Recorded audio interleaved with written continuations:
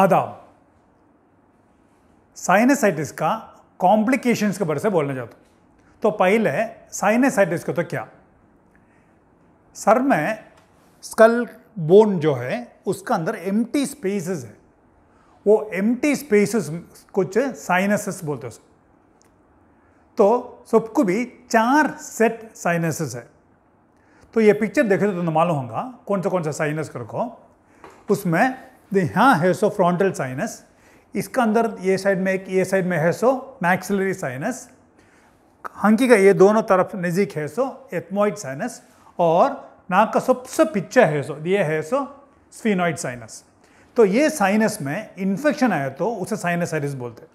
और उसका ड्यूरेशन एक 3 महीने से कम को तो उसे एक्यूट साइनसाइटिस करोगे भी, पेशेंट का कंप्लेंट 3 महीने से ज़्यादा को तो उसे क्रॉनिक साइनसाइटिस को भी बोलते हैं। तब ये साइनसाइटिस है, इन्फेक्शन साइनस में खाली नहीं, वहाँ से स्प्रेड होकर दूसरा कान पे गए तो वो उसका कॉम्प्लिकेशंस। तो ये साइनसाइटिस आपको कॉम्प्लिकेशंस क्या क्या देखी जा। तो और एक बात है, ये साइनसाइटिस में एक्यूट साइनसाइटिस में कॉम्प्लिकेशन ज़्यादा रहने का चांसेस है। वैसा बच्चों में साइनसाइटिस आए तो वो आपको जल्दी स्प्रेड होगा। ज़रा बीमारियां बच्चों में खाली है, ज़रा कॉम्प्लिकेशंस बड़े आदमी में खाली है। तो की बच्चों में ज़्यादा है को वो भी मैं बोल देता हूँ। ये साइनस इन्फेक्शन आपको साइनस छोड़ को बाहर स्प्रेड होता सो कैसा स्प्रेड होता, तब साइनस का पोजीशन और नाक का पोजीशन कैसा होगा तो उसका नज़दीक हंकी है सो उसका जस्ट ऊपर ब्रेन है सो स्ट्रक्चर्स इंपॉर्टेंट स्ट्रक्चर्स पर सब भी नज़दीक है। तो उसका वास्ते साइनस से डायरेक्ट होको हंकी को नहीं तो नाक से ब्रेन को स्प्रेड होने का चांसेस बहुत है। वैसा नाक के साइनस से और ये हंकी के बीच में है सो खून जातो सो और आतो सब सप्लाई है, उसे वीनस बोलेंगे, वीनस सप्लाई बोलेंगे। वो वीनस सप्लाई का प्लेक्सस का रास्ता भी ये इन्फेक्शन नाक से नहीं तो साइनस में हंकी से जा सकता। वैसे लिम्फेटिक स्प्रेड भी है। और लास्ट हो को चांस क्या होगा तो ये नर्व्स का रास्ता, नर्व्स का ऊपर राउंड को स्पेस है, वो स्पेस का रास्ता भी इन्फेक्शन आपको साइनस से भी नाक से भी एक जगह जा सकता। अब की बच्चों में आया तो बहुत सीवियर होगा। ठीक है, तो बच्चों का बोन्स बहुत थिन भी और उनका बोन्स में छोटे छोटे होल्स का शिकार होगा और उनका सूचर लाइन्स भी ओपन रहने से। अब ये साइनसाइटिस बोलते उसका कॉम्प्लिकेशंस बोलते सो 2 हो को हमें कंसिडर कर जा। एक को साइनस से सीधा ब्रेन में इन्वॉल्व कर तो उसे इंट्राक्रेनियल कॉम्प्लिकेशन कर को भी, ब्रेन छोड़ को दूसरा कहाँ स्प्रेड हो तो भी उसे एक्स्ट्रा क्रेनियल कॉम्प्लिकेशन हो को बोलते हैं। तो फर्स्ट में ही एक्स्ट्रा क्रेनियल कॉम्प्लिकेशन बोलता हूँ, साइनसाइटिस का कॉम्प्लिकेशंस। तो साइनसाइटिस मतलब साइनस का अंदर है सो इन्फेक्शन, वहाँ से कहाँ स्प्रेड हो को क्या क्या कर सकता मैं बोलता हूँ ये वीडियो में। अब फर्स्ट नाक में साइनसाइटिस आगा तो नाक में चेंजेस आने का चांसेस है। तो नॉर्मली नाक में सबको भी ऐसा रहता है स्ट्रक्चर। ये साइड में एक साइड में 3 शेल्फ का स्ट्रक्चर भी, दूसरा साइड में 3 शेल्फ का स्ट्रक्चर भी। तो नाक का नॉर्मल फंक्शन जो भी है वो नॉर्मल लोग को नाक काम करना तो ये 3 शेल्फ है स्ट्रक्चर भी मेन हो नीचे का 2 उसे टर्बिनेट्स बोलेंगे मेडिकल टर्म्स में। ये नॉर्मल को साइज में रहे नॉर्मल नाक का फंक्शन करता सो। तो साइनसाइटिस आसो पेशेंट क्या होगा, साइनसाइटिस में चेंजेस आते ही नाक में चेंजेस को ये टर्बिनेट जो है मेनली इंफीरियर टर्बिनेट ये बड़ा हो जाको उसे बहुत रोज 3 महीने से ज़्यादा प्रॉब्लम्स आने चांस है।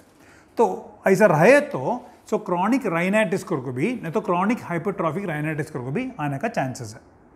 सेकेंड क्या कहते हो, साइनसाइटिस आपको साइनस का अंदर गोश बढ़ को नाक का रास्ता बाहर आएगा, उसे पॉलीपोसिस बोलेंगे। वैसा नहीं तो नाक का अंदर खाली गोश बढ़ने का चांसेस है, नेसल पॉलीपोसिस, साइनोनेसल पॉलीपोसिस नहीं तो नेसल पॉलीपोसिस बोलते हैं। ये पॉलिप्स आगा तो उसमें नहीं तो साइनसाइटिस का टाइम में उसमें फंगल इन्फेक्शन आने का चांस है। दे ऐसा रंग का फंगल इन्फेक्शन नाक के अंदर से ऐसा थ्रेड कट्स का आलोक हो रहा, उसे एलर्जिक फंगल साइनसाइटिस बोलेंगे। कब तो भी क्या होगा तो ये साइनसाइटिस बहुत सालों होकर रहे तो ज़रा जनों को नाक का अंदर है सो ये टर्मिनेट सब भी खराब होको डिस्ट्रॉय होकर चल जाएगा। वैसा डिस्ट्रॉय होकर गए तो नाक का नॉर्मल फंक्शंस क्या भी चलेगा नहीं, वो कंडीशन कुछ एट्रोफिक राइनाइटिस को बोलते सो। अब ये खाली नहीं, अब अभी 2-3 कॉम्प्लिकेशंस आते हैं। क्या कहते फर्स्ट आपको म्यूकोसील को तो क्या कहते ये आपको मैक्सिलरी साइनस ब्लैक है तो नॉर्मल करको भी, ये ब्लैक नहीं का तो एबनॉर्मल भी, तो ये आपको नॉर्मल। ये साइड में देखे तो एक फुल साइड वॉल है, तो ये म्यूकोसिल फॉर्म हो चुकी को तो ये साइनस ड्रेन का तो जगह बंद हो जाता। वैसा नहीं तो इसका अंदर बहुत सारा म्यूकस ग्लैंड्स है, म्यूकस ग्लैंड से म्यूकस प्रोड्यूस करको उसका अंदर सेक्रेशन बनाता सो। तो उसका अंदर है सो म्यूकस ग्लैंड, कौन सी थी म्यूकस ग्लैंड का बाहर आते से रास्ता डक्ट ब्लॉक होगा तो उसमें अंदर म्यूकस सेक्रेशन रखो फुल साइनस भर जाएगा। तब इसका अंदर फुल म्यूकस को तो पानी से भी ज़रा थिक रहेगा, वैसा फॉर्म हो तो उसे म्यूकोसील बोलेंगे। इसमें बैक्टीरियल इन्फेक्शन आया तो उसे पायोसील बोलेंगे। ज़रा आदमियों को क्या होगा तो साइनसाइटिस आपको सूरत में सूजन आने का चांस है, वो फेशियल सेल्यूलाइटिस। तो ये सब भी नाक में है सो कॉम्प्लिकेशन। अब नेक्स्ट है हंकी में है सो कॉम्प्लिकेशन। नाक से हंकी के अंदर इन्फेक्शन स्प्रेड हो सकता, ये ज़्यादा भी बच्चों में दिखता सो। बच्चों में एथमोइड साइनस जो मैं पहले बताया था वो साइनस से हंकी को ईसीओ को स्प्रेड होको हंकी में पीप जम सकता, वो आपको एक स्टेज बाय स्टेज आता सो। तब मैं आपको खाली ऑर्बिटल कॉम्प्लिकेशन डिटेल होको सेपरेट वीडियो डाला हूँ, तो फुल वीडियो एक एक स्टेजेस भी उसमें कैसा रंगा करको भी, उसमें एक एक स्टेज में क्या क्या इन्वेस्टिगेशन करना करो भी, उसका कैसा ट्रीटमेंट करको भी डाला हूँ। इसमें खाली उसका नाम खाली बोलिया हूँ ये वीडियो में। तब 5 स्टेज है, एक एक स्टेज होको जाता सो। वैसे एक ही स्टेज को नेक्स्ट स्टेज को रास्ता जाना करो नहीं, तब तक फर्स्ट स्टेज है 3rd स्टेज को जम भी कर सकता, यूजुअली स्टेज बाय स्टेज जाता सो। तब फर्स्ट 2 भी पीप जमने का पहला है स्टेज, तब वहाँ आपको सूजन रंगा पानी किसी का जम को रंगा। उसका बाद ये 2 भी 3 भी 4 भी पीप जमता सो। 5वीं आपको कैविनस साइनस थ्रोम्बोसिस, वो सब 5 स्टेजेस। ये जाते हंकी को आतो से नर्व को इफेक्ट करने का चांस है, और हंकी के सबसे पीछे 2-3 इंपॉर्टेंट नर्व्स है, उसे इफेक्ट कर तो ऑर्बिटल फिशर सिंड्रोम भी, ऑर्बिटल एपेक्स सिंड्रोम भी आने का चांसेस है। तो हंकी को जब भी इफेक्ट होता, प्रॉब्लम क्या हो तो ये बहुत ज़्यादा हो को ट्रीटमेंट लेट हो गए तो कि करेक्ट टाइम में ट्रीटमेंट मिला नहीं तो हंकी का साइट जाने का चांस है, ब्लाइंडनेस आने का चांसेस है। उसको देखो रहना, वो भी नहीं से यहाँ से कॉम्प्लिकेशन ब्रेन को भी स्प्रेड हो सकता। ये ऑर्बिटल कॉम्प्लिकेशन, हंकी का कॉम्प्लिकेशन। अभी कान का कॉम्प्लिकेशन, तो साइनस भी कान भी कैसे रिलेटेड, वो मैं फर्स्ट बोल देता हूँ।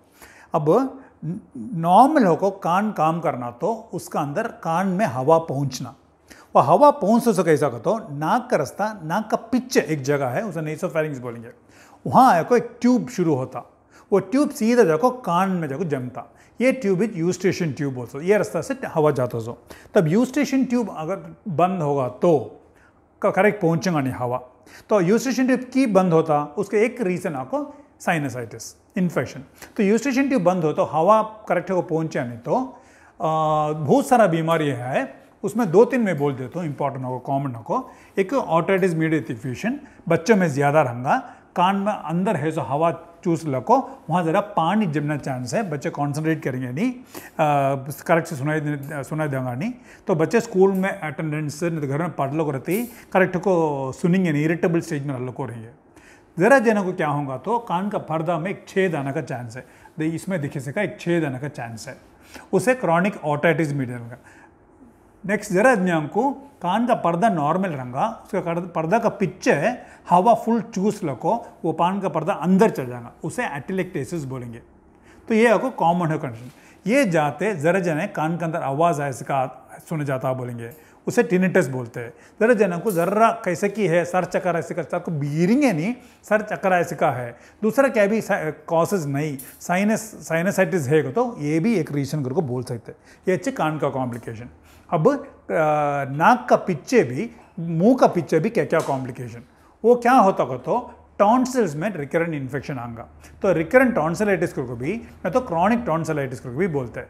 टॉन्सिल्स का पीछे जो म्यूकोसा है वो आपको फैरिंग्स बोलते हैं। तो वो रिकरेंट फैरिंजाइटिस नहीं तो क्रॉनिक फैरिंजाइटिस नहीं तो ग्रैनुलर फैरिंजाइटिस हो सकता। कब तक भी फैरिंग्स भी वॉइस बॉक्स भी मिला को इफेक्ट हुआ तो वो आपको फैरिंगो लैरिंग्स बोलते। तो ये टॉन्सिलाइटिस, टॉन्सिल्स बड़ा है, ये आपको फैरिंजाइटिस, फैरिंग्स तो भी लाल है।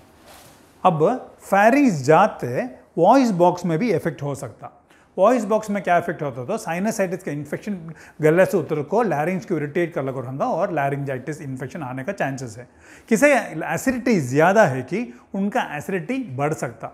वैसा ज़रा जनों को क्या होगा तो खाली ड्राई कॉफ का तो बलगम आगानी खांसी कर लगो रहेंगे ज़रा साइनसाइटिस पेशेंट्स, वो भी इसका एक पार्ट। अब लंग्स में भी कॉम्प्लिकेशन आ सकता का तो हो सकता। क्या कहता मैं पहले बोले सीखा लैरिंग्स इरिटेट कर सीखा, लंग्स भी इरिटेट करूँगा। वो ऐसा पेशेंट आपको कभी खांसी कर लगो रहेंगे तो बलगम के भी निकलगा नहीं, ड्राई कॉफ रहेगा।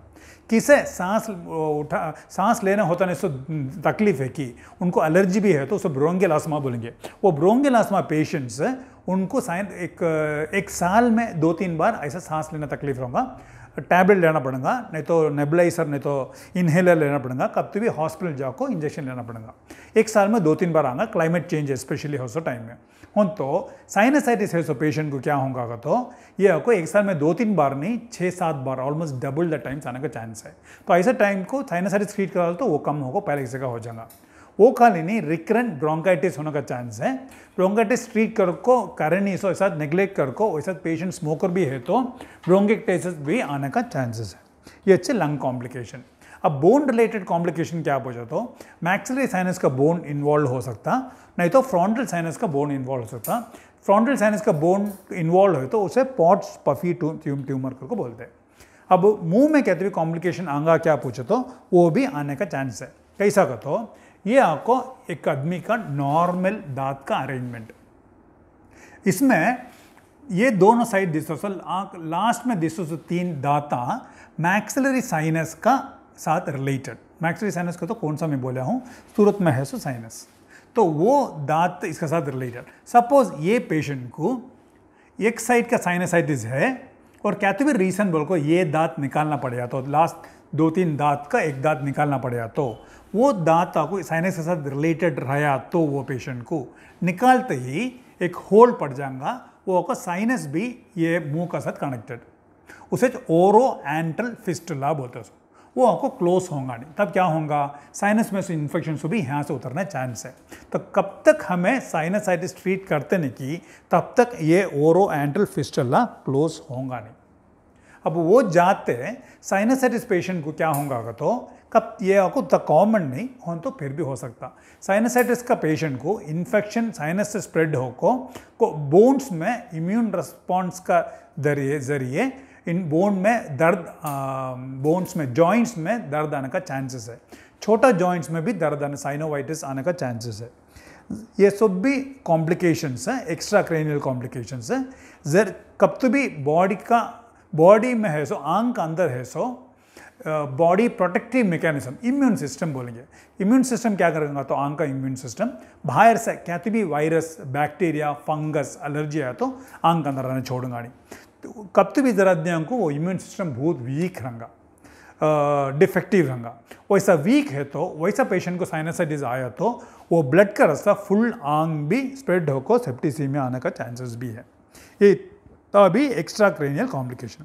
अब ब्रेन का क्या कॉम्प्लिकेशन बोलते हो, ब्रेन बोलते सो उसका पोजीशन नाक का जस्ट ऊपर भी, साइनस का जस्ट पीछे भी, ऊपर भी पीछे भी है सो, मतलब नज़दीकी है सो। तो एक ब्रेन को राउंड को फुल ब्रेन को राउंड के एक बैग का ऐसे का एक कवरिंग है, उसका अंदर CSF है। वो CSF में ब्रेन को फ्लोट लग रहा था सो। तब ये बैग का सिक्का जो है उसका जस्ट बाहर पीप जमे तो, ये पीप कहाँ से आया, साइनस आया, पीप वहाँ से जमे तो उसे एक्स्ट्रा ड्यूरल एब्सेस को भी वो बैग का जस्ट अंदर जमे तो उसे सब ड्यूरल एब्सेस को बोलते हैं। ये ब्रेन का बैग को इन्फेक्शन आगा तो उसे मेनिंजाइटिस को भी, ब्रेन में इन्फेक्शन आया तो एनकेफेलाइटिस को बोलते हैं। ब्रेन का अंदर ऐसा एक एप्सिस नहीं तो पीप जमे तो उसे फ्रंटल लोब एप्सिस बोलते हैं। अब लास्ट को कैवर्नस साइनस थ्रोम्बोसिस, वैसा को तो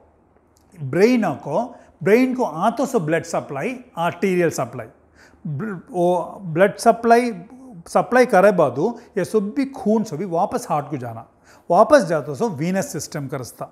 वो वीनस सिस्टम को उसमें एक छोटा कैवर्नस साइनस बोल के एक साइनस है, वो कहाँ है को तो हंकी के पीछे भी साइनस एथमॉइड साइनस भी स्फीनोइड साइनस का नज़दीक भी ब्रेन का जस्ट सामने भी, ये उसका रिलेशनशिप वो की इतना इंपॉर्टेंस देती है। तो वहाँ इंपॉर्टेंट 2-3 नर्व्स जाता, तब ये एक साइनसाइटिस आपको मैं बोला सो साइनस में पोस्टरी एथमॉइड्स ने तो स्फीनोइड साइनस इफेक्टेड हो को वहाँ से ये कैवर्नस साइनस इन्वॉल्व हो तो वो पेशेंट का पहले एक हंकी का वहाँ नर्व्स 3-4 नर्व्स इन्वॉल्व हो को काम करेंगे, वो जल्दी दूसरा साइड भी इन्वॉल्व हो को प्रॉब्लम ज़्यादा हो को हंकी की भी ब्रेन की प्रॉब्लम आने का बहुत चांसेस है। ये एक बहुत डेंजरस कंडीशन, ऐसा भी कॉम्प्लिकेशन हो सकता। तो ये साइनसाइटिस का